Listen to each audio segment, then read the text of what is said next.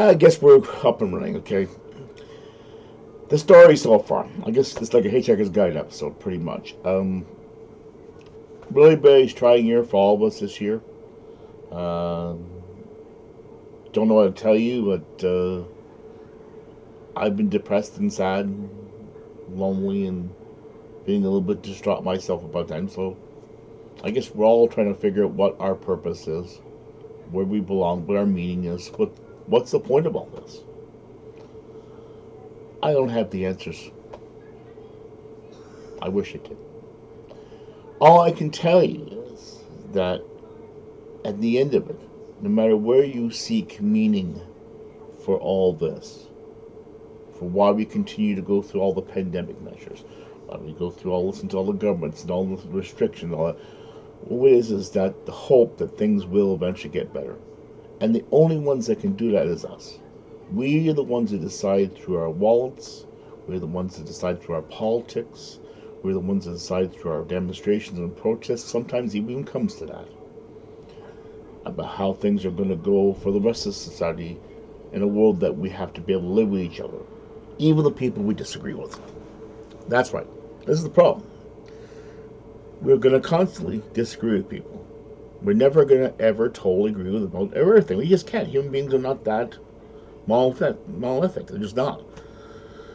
So, like it or not, whether the liberals are in, the conservatives are in, or the Democrats or Republicans, no matter what the political parties and ideologies that follow behind them, there's always going to be somebody somewhere that is not going to be happy.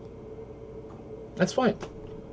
They're going to be unhappy. But the question is how they react to that unhappiness, how they deal with it, how they respond to people that don't necessarily agree with them. And that's the real problem in society, is that are you that weak that you can't defend your ideas? And then the question you should be asking yourself is simple. If your ideas are so indefensibly weak that you have to shut down that you can't fight off your own argument against the arguments of the other side that you don't like, is that you want to shut them down and have them stop talking for fear of them spreading fear and hatred or whatever you want to call it, then you have to ask yourself one question. Are your ideals that weak? Are they? Because they have to be. If you cannot convince people that you feel are moderately on the side you believe is wrong, that your ideas have merit, then you have to ask yourself the question, what is wrong with my ideas?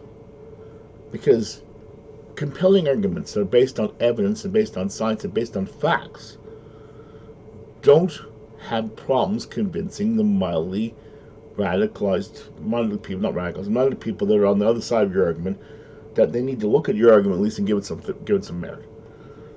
But that doesn't happen. Then you have to start wondering something. What is wrong with them? And I'd be able to say what's right about them.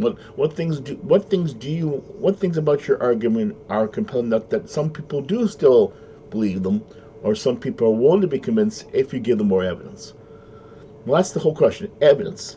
When your argument ends up being that you no longer feel that evidence is worth having, or you get to decide what's evidence and what's not evidence, and you're no longer letting objective evidence be objective, but you're letting it subjective, because when you start telling what is evidence and what's not evidence, you're no longer being objective anymore. You're not letting the evidence speak for itself. You're deciding what the evidence is and what is not the evidence. Now, obviously, there's some evidence or things that may be evidently true or even be evidently available that may be fabricated, and of course that's something you have to dispute. The fact that it is not naturally occurring, it's not organic, somebody's influenced in some way to create a certain argument.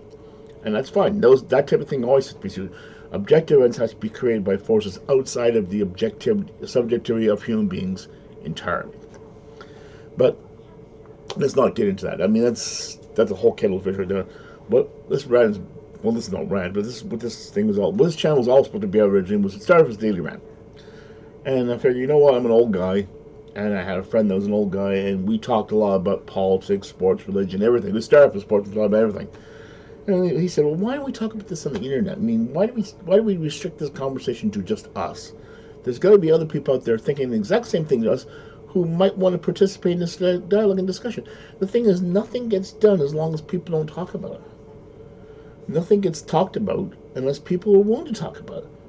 If people are stay in their own ideological bubbles and hold their ideas to themselves, and only allow those ideas to be expressed at the ballot box when they vote for a particular politician that's supposed to speak to their ideology, supposedly, or claims to speak to their ideology, and then they find out later that that person has alternate ideologies that are maybe not as conducive or okay, because the thing is, even politicians of all stripes are nuanced people.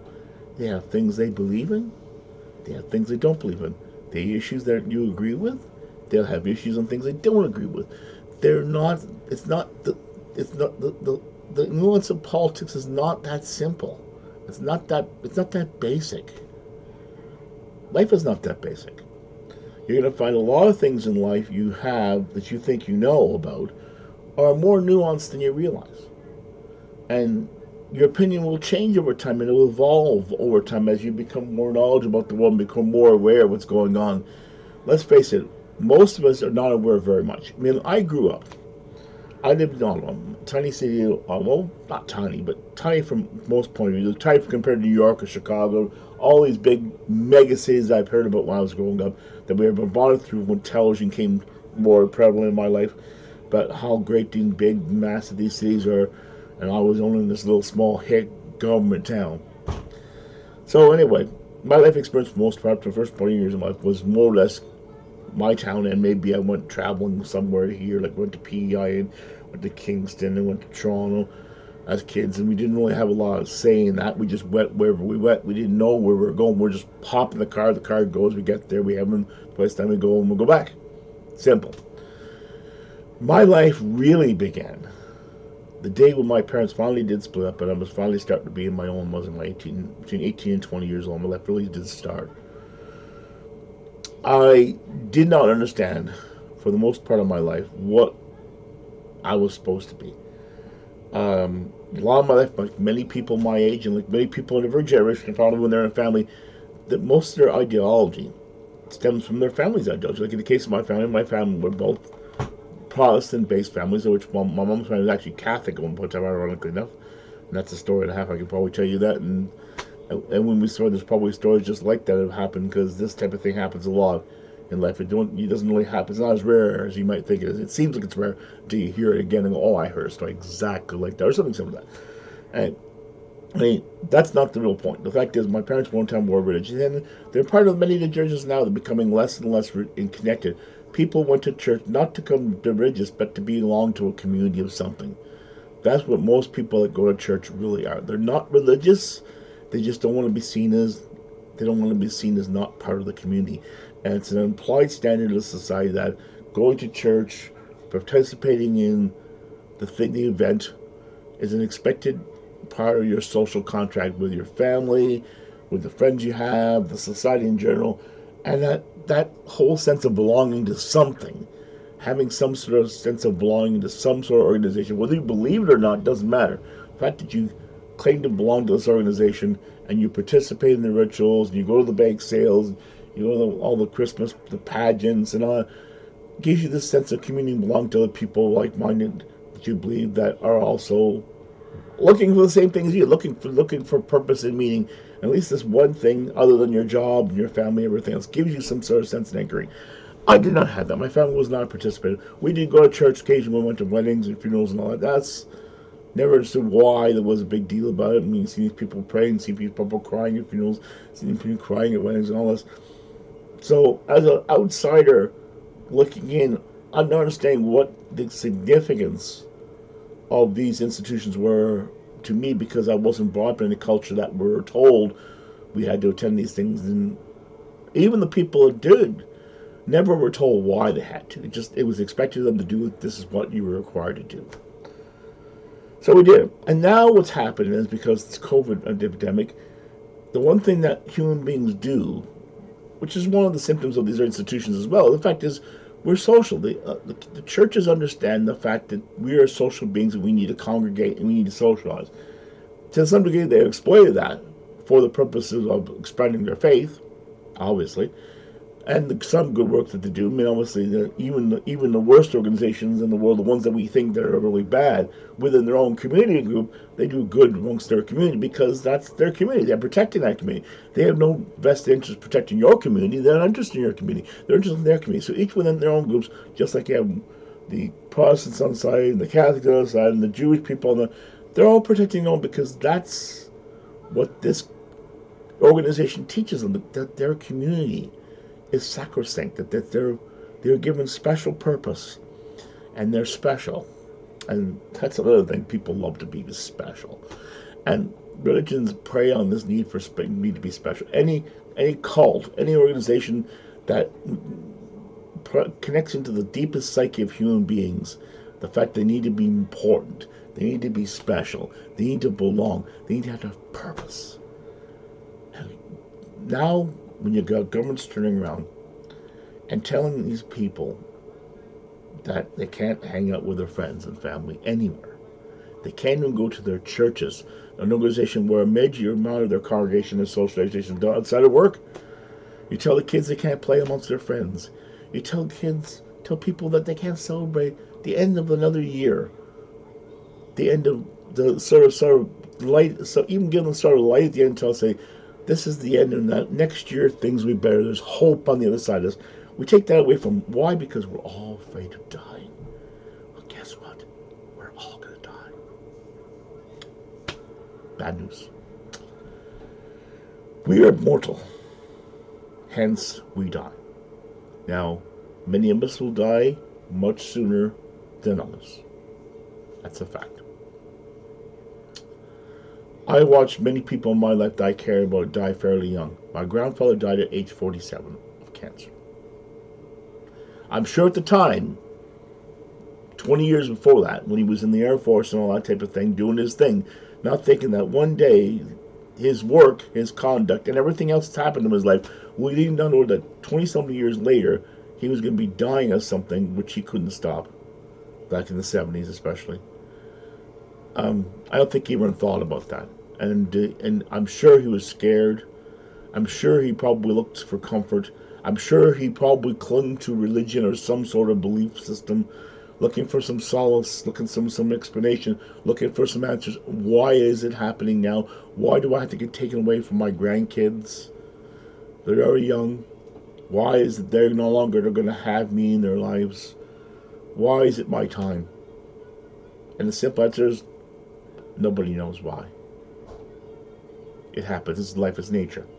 So now we get this COVID thing, much like any other pandemic we had, flu, smallpox, SARS, all that. We're really dumb. And why I say that is, we talk about wanting to build civilizations. We talk about wanting to go to space and explore and expand the masses of human existence and transcend just the civilization and prove that we are worthy of not just inhabiting this planet, but may eventually inhabit the universe. And until we get our act together, until we start doing the one thing that's going to allow us to do that, which is stop wasting money on finding better and cheaper ways of killing each other. Yes, killing each other. The COVID-19 virus is a killer. It's not designed to be anything else, because its killing is a byproduct of its existence. It doesn't want to kill a host. It doesn't intend to kill the host. It just does. Because it's trying to survive. And in order to survive, the best way, and the only way it can survive, because now this virus has now been injected into a group of people, human beings, where it's not supposed to be because of our own stupidity, allowing it to exist, whether it's the military did it or the U.S. government did it, doesn't matter. It doesn't matter who's responsible for it anymore. It's here, and it's not going anywhere. We're going to be dealing with it for generations. Just like the flu and every other virus. We will eventually maybe find better and better medications to deal with it, so less and less people will probably die from it, or less people will get less sick from it eventually over time. Human beings will have answers on it, or eventually our humanity will kick in, which is why we survived this long through all the other plagues and pestilences all the time. But somebody's going to die. It's just that simple. Most of the people that will die will probably be fairly old.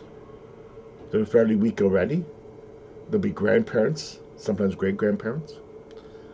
There may be some young people, not many, but there will be some. There'll be some middle-aged people like me that might not make it. I might not make it. Who knows? I can't tell. You can be vaccinated, triple vaccinated, quadruple vaccinated, and stay in your bubble for the rest of your lives and still die of something. Why? Because we're humans. We're mortal. We have a finite lifespan. We are programmed to die of something. Of the fate of our own bodies, or in somebody else comes along and kills me, or a car accident, or a meteor, or anything. So why do I have to talk about this? Why do I say all this? Because instead of being afraid to live, which is what it really comes down to, we're basically, it's not being afraid to die, it's we're being afraid to live. Because the fact that death is a natural fact of life, and we're just trying to find more ways to do it better, which is all viruses really are. When we play things that it's just trying to more effective ways of dying, or more effective ways of killing, for a purpose. Whatever the purpose was, I don't care. I really don't care. The fact is, human beings have to find a way to coexist on this planet and to live in harmony with the planet we're on, because this is the only planet we have to live on for now, and we have to find a way of creating a civilization that's sustainable and respectful of all the creatures on it, not just us. Now, we've obviously set ourselves up that we've got this cushy setup, we got these houses and cars and all that stuff, and great, we got all these things, but the thing at the same time, you got a group of people saying, oh my god, we got cars that burn fuel that's going to destroy the environment. Well, you know what? There've been fires that have existed through nature all this time, and the environment's still not dead. Forest fires have all died. Why? Because that's nature's balancing itself out. And just like the same with viruses are there to balance us out. Of course, there's natural disasters and accidents and stuff like that that happen. The planet is not in the dire straits to keep saying this. What it really is that we're not very good at keeping the place clean. We are very lazy. And we become lazier. And capitalism is one of the reasons why we're lazy. And the reason why capitalism makes us lazy is that we'd like to have things that are convenient. And somebody can come along and offer us a way to conveniently do something without having to worry about the consequences of what happens to it afterwards is a perfectly good solution to us. It's like the old out of sight, out of mind. I know people that do the recycling mean well. The problem is, it's a larger problem than any one of them can understand. It's more, there's more factors involved than just putting things in a bin and taking them to the curb and saying, I've done my bit. It's a part, we're living in a capitalist society where things are all about economics. And even in countries where there isn't capitalism, it's still economics, because it's still costs, because even in a country like China, it costs money to deal with waste. Even in countries like China, where they don't have don't have a true, and even there's no country, no matter what system of government has, that has a modern society, does not have the exact same problem with dealing with waste products as any other society. Why? Because a couple of things. One, there's only a few things in life that we use now, especially with plastics being a prevalent in society, that's reusable. I mean, I grew up from a generation where we literally came from using paper, wood, and glass and metal. Paper, wood, glass, and metal. Those were the four, and then a couple of natural materials like furs, which people are object to right now because killing of animals, of course, that's a big deal. But we kill animals to have food, so we make things like belts and make pants and all can make belts and shoes.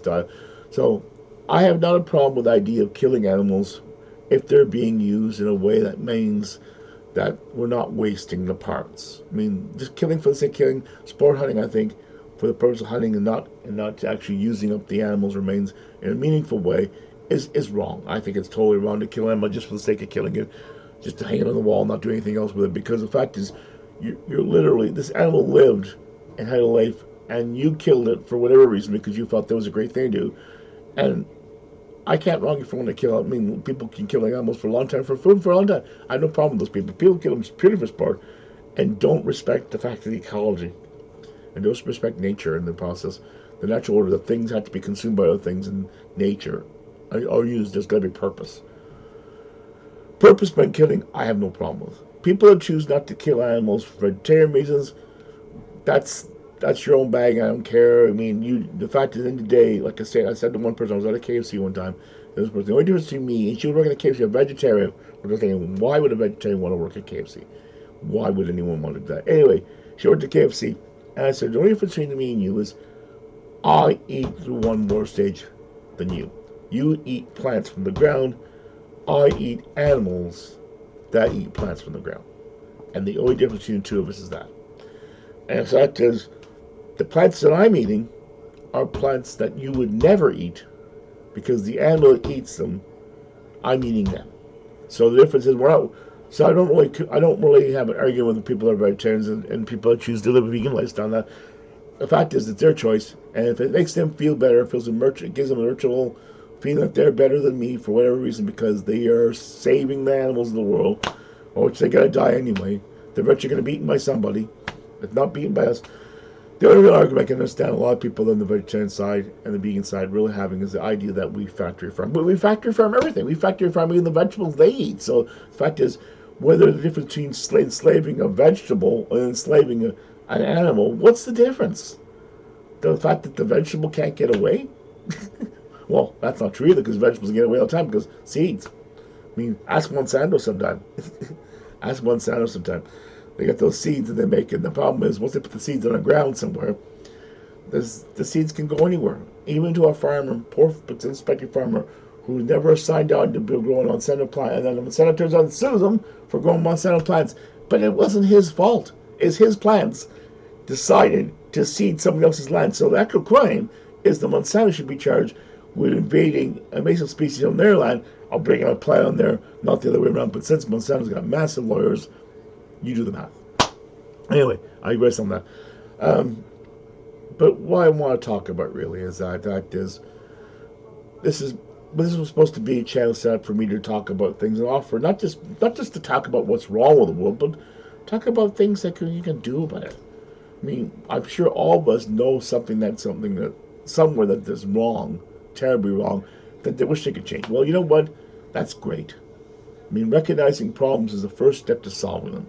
The fact is, at the end of the day, if you don't choose to come up with some sort of solution or become active in some way that makes a difference, whether go to a politician and vote for a politician that can stand up with an issue like that might be your difference. I mean, help to support someone who truly does believe in the issues you believe in and support that. Or to start a campaign in your community, to start a community cleanup. Or you consciously decide to stop using a certain product because you believe that product and that company is doing something ethically wrong, and that you believe in or you support a product that does do things that we can do more than we think. We have more power as consumers than we think. It's just that we don't think we have it because we figure, what's the use? These big corporations direct to do everything in our lives. They tell us what to do. They do everything for us. Well, we can vote with how we decide to live, the products we buy, the lifestyle choices we make, how we express ourselves, how we help each other, how we choose to help each other. Because let's say this world's not a very helpful place anymore. There's very few people that help each other anymore. And that's really a shame. It is. So I think that my resolution for later is to become more active and become more open with my views about things and be more helpful, offer more help. And hopefully this channel, as I become, it's going to be a healing process for me because I had to become more aware of the fact that I was starting to let the world get to me. I was just letting days go by and weeks go by and so I can do it tomorrow, I can do it next week or next month. Well, you know what? Death is coming for me too. And if I want to accomplish anything meaningful in my life, I have to want to live my life and stop running away from it, waiting to die. Instead of waiting to die, I need to participate in life and milk every single moment out of it to do as much as I can do to be the best person I can be, so that people remember me for what I've done that's good and right in life, and not for the transgressions of my past, which we all have. Let's face it, once you live long enough, you're going to do something that's wrong that somebody's not going to like, and somebody's going to remember it, and somebody's going to tell other people about it, and they're going to attempt to stain any possible good you maybe have done in your lifetime by any transaction they believe they can use to make themselves look more virtuous. I don't care if they do. I really don't. The fact is, if that's what they need to look like better people, and they can't stand in their own virtue of what they've done with their countries, if the best they can do is to pull someone like me down for my virtuous or lack of virtue at one point in my life, that's fine. But the fact is, what does it say about them? If that's the best they can do. Just like it goes right back to my original argument. The fact is, if your enemy's best argument against you is they can't find one except they put you down or try to prevent you from speaking or having a voice because they say your voice is dangerous and toxic, but without explaining why, other than it's just against theirs. It's anything that goes against what we believe is wrong and bad, we have to stop it because we can't be able to say it. So, and this is where it comes to the fundamental thing. I was, for most of my life, a very conservative person. In some areas I still am. But I found that, unlike everything else, I realized there's no such thing as a true conservative, a true liberal, or a true anything. I recognized that, and I found something out a long time ago, but the fact that American politics was not started out by parties. There was no parties in original politics. Original politics was man, one vote, represented the area. And one great man, I think it's Jefferson, or one of the founding fathers said that the politics of division and partyism would be the ruination of America. And it is. It's the ruination of every nation around the world. And the reason why it was done is because human beings are lazy. People think it's easier and it's a straighter path to form collective groups of ideology that eventually became known as parties in order to decide how to do things, because there were so many things to decide. It would take too long to get consensus from every issue, every time, by every single vote on a regular basis. So they formed a thing of parties, thereby creating a bunch of issues in a basket, saying, we belong to this basket of issues. We're going to run a campaign as a collective group, and everyone's going to know that the collective group's core values are this basket of issues that we apparently all share together because we're part of this collective group. And the fact is, let's face it, a lot of times not every person in our party truly shares all the ideology that the party has. They have to pick a group. Because if they didn't, what would happen was, if they can't be part of Basket A today on certain issues, and then be part of Basket B and other issues and be in different parties. They can't keep switching parties all the time. They can't. So what they usually do is they pick a party that has the closest ideology, that's less conflicted with their own ideology, that has the most in common with their own ideology, and they hope that maybe that somehow they can affect internally through nuance to push the issue one way or the other. Hence why you notice political parties kept switching. Conservative parties starting to look more liberal, liberal parties more conservative, parties change, only because that the influence inside the party, the members inside the party start affecting how the shape of the party is and how much towards the ideology it claims to be in based on its label. Labels are not really very helpful. The Conservative Party maybe right now is not very conservative, the Liberal Party is not very liberal, and the Democratic Party is not very democratic. Why is that? Because ideology. The ideology is more important than the labels. The labels are supposed to be an expression of what the theme or the ideology of the party is supposed to be. The ideology of the party was originally built on, just like the Progressive Conservative Party, which is kind of an oxymoron, because how can you have conservatives and progressives? They mean conservatives want to hold down to everything that's dear and dear and never change. Progressives want to change things. So how can you have two diametrically opposed groups form an alliance? Well, they recognize the fact that even a conservative people has some progressive elements.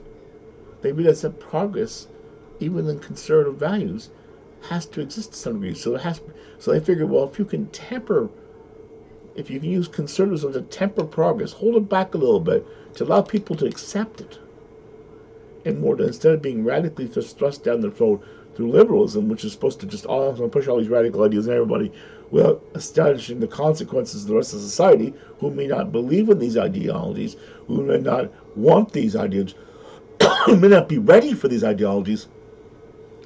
I'll decide just a whole bar and expect everyone to like it because it's supposed to be great and everyone else is supposed to be happy because that's the way things are. then really, what are you doing to society in general? This is why even the Liberal Party is not truly liberal. The Democratic Party is not. Parties are nuanced, like people are nuanced. And the leader tends to influence how well the shade of the nuance goes based on what they think the people in general want to believe in, want them to do, want how to react to whatever situation, or set us in this case serious situations. This is why politics has become polarized, because parties people don't know what party to support because they don't know what the parties represent anymore. And the problem is, since the parties are nuanced, and even though the labels don't mean anything anymore, the parties have to stand for ideologies. You have to study the ideology of the party, not the name. You gotta look at and don't look at the candidate, because the candidate is only one person in that faction.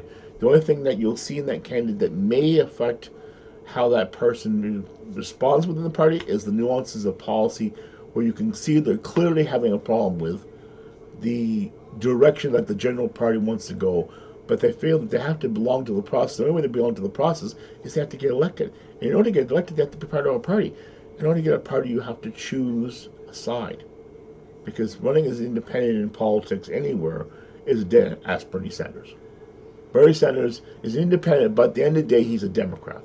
Why? Because his policies are closest to what the Democratic Party is in terms of the fact of liberalism, that the only party they would fit in, that he can get any supporters, he has to align himself with the Liberal Democrats. Because otherwise, as an independent member, he has no power whatsoever. He's just a voice in the woods, just like the Green Party has been for a long time. The Green Party will always, to some degree, be a marginalized party. The Bloc Québécois are guaranteed to be a marginalized party by the nature of their existence. When you got a party whose whole purpose is of existing to not exist, then you ask yourself one question: is it really working? They've been there for how long? 20 years now? 10, 20 years more? And has Quebec ever separated yet? No, because they can't. It's a wasted gambit. The people inside the party know that there was no way that they could sell it.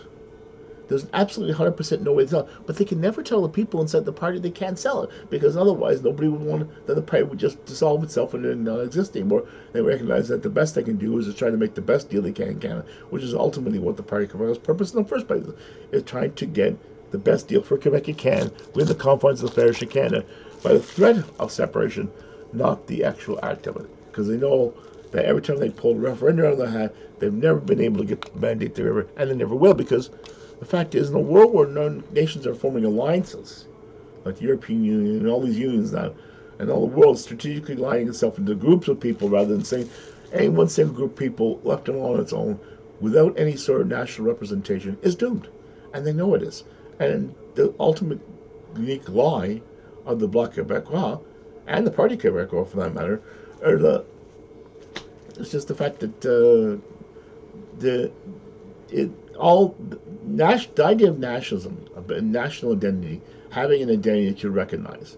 I mean, the Quebec national identity is nothing different than the American national identity, or the French national identity in Europe, or the English national identity in England when England wants to solve there, or the Spanish. We love to put ourselves in collective groups of identity. So identity politics is not a new concept. This is the thing that people keep, no, identity politics has existed. I hate to say this is bad news. Identity politics has existed since the human beings. We've been identifying ourselves in groups, whether it be by color of skin, whether it be by race, whether it be by nationality, whether it be by anything. Most of us forget the most important lesson of all, the sneetches. Dr. Seuss was a smart man. Theater guys. What theater guys observed is that the best way to inform the next generation of society was through literature. And he knew the generation that must be affected is, and the church knew as well, get them while they're young. You get them when their brains are open to new ideas and are not clouded by all the tainted politics of human existence and biases and life experience, and get them when they're young. So he came with a series of books. Harmless children's books with ridiculous riddles. And the other humans, the adults, laughed at them, and they colored pictures, and read the stories to their kids. But overall, if you look at all the books, I think maybe I should do that. Do it. See, I got a book. It's called 13 Stories of Seuss. I think I'm going to read the stories of Seuss. I think that might be a good episode for this. Maybe New Year. Maybe I'll do it for New Year's Day, or I'll do the weekend. I might do that. Pull it out because I can get the studio set up again. It's like I said, this is why I don't have my logos on this thing, and do it on the computer downstairs and hoping everything runs here. So what I'm going to do is I'm going to try and wrap this up because we're going into movie nights. We're going to Spider-Man Far From Home. I'm going to see if it's any good. It's going to be strange going to a theater where you cannot eat or drink anything in the theater, but you're going to have to take it home. We bought a foodie package. Those movies were too. We're supposed to come with all kinds of goodies and that.